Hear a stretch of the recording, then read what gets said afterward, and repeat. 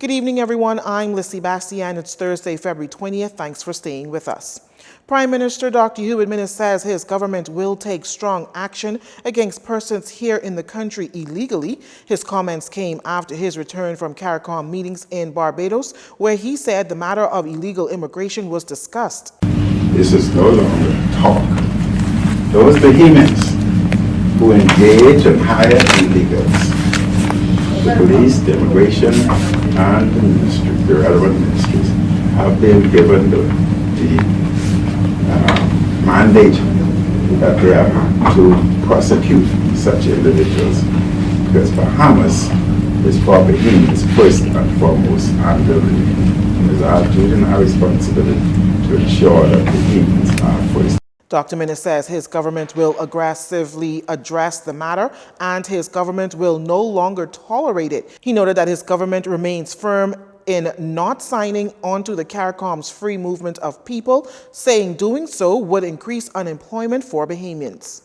The Prime Minister also defending the government's position on a recently implemented travel policy. Dr. Minnis became passionate as he defended the travel policy for cabinet ministers and their spouses. Upon his return from Barbados, Dr. Minnis addressed the media at the Lynden Pindling International Airport, saying he does not know of any cabinet minister who would have benefited from the travel policy implemented by cabinet last year.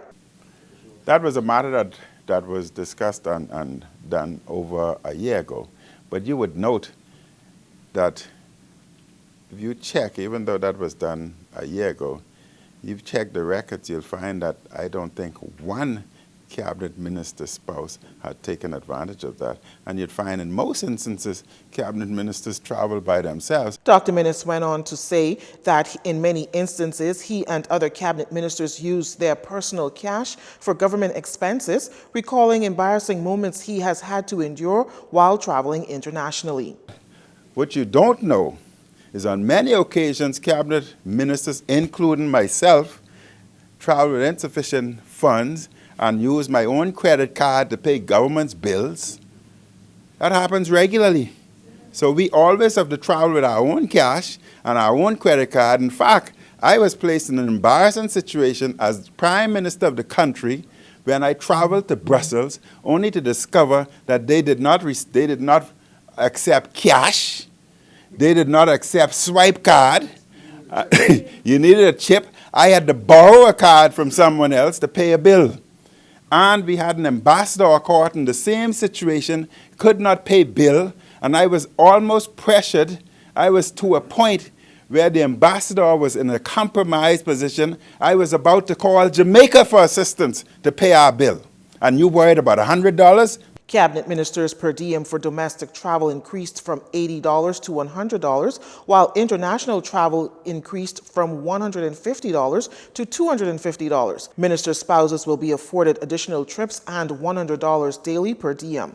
As the Bahamas moved from the European Union's gray list to the white list and hopefully to no list at all, as Deputy Prime Minister and Minister of Finance Peter Turnquest puts it, the Bahamas Financial Services Board, or BFSB, and the Association of International Banks and Trust, AIBT, welcomed the complete removal of the Bahamas from the EU's gray list. In a joint press statement, the BFSB and the AIBT say this was done in recognition of the Bahamas having implemented all of the necessary reforms to meet the EU criteria on tax governance and tax cooperation.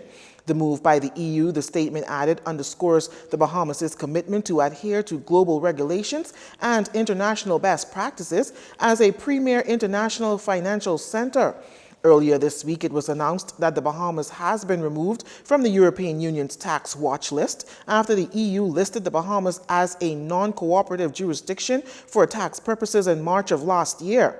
BFSB and AIBT also applauded the government, in particular the team at the Ministry of Finance, for its united approach, steadfastness, and ongoing discussion with the industry. They also added that throughout the whole process of reform, the Bahamas has demonstrated commitment at the highest political level to ensuring that as a jurisdiction, the country complies with international standards on information exchange, tackling harmful tax practices, dismantling artificial tax structures, and prevention of financial crime, which is critical to its value proposition as a well-regulated international financial center.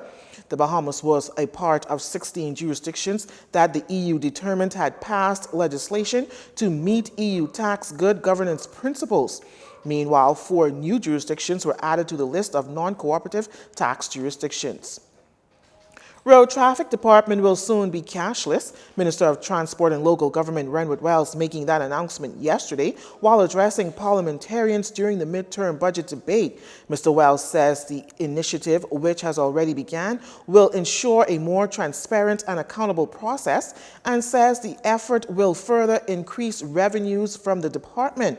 As for Southern Family Islands, Mr. Wells says they have ceased the use of paper licenses and training has begun on a new transportation management system, TMS, in Grand Bahama, Abaco, Exuma, and Eleuthera, with provisions also being made to do the same on Andros, Bimini, Cat Island, and Long Island.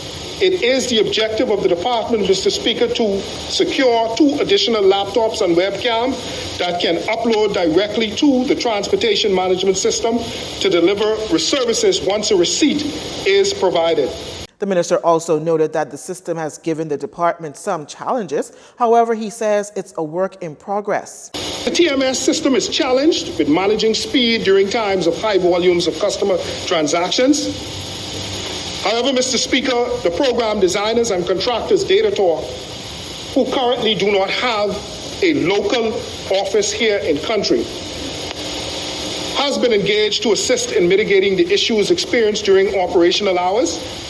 Mr. Speaker, I want it to be known that the Ministry of Transport and Local Government is being very aggressive with DataTalk in seeking to have these issues addressed. And Mr. Speaker, we are looking forward to further improvements in short order. The Transport Minister is hopeful that by June of this year, all the kinks in the TMS will be worked out and a new road traffic office will be up and running in New Bight, Cat Island.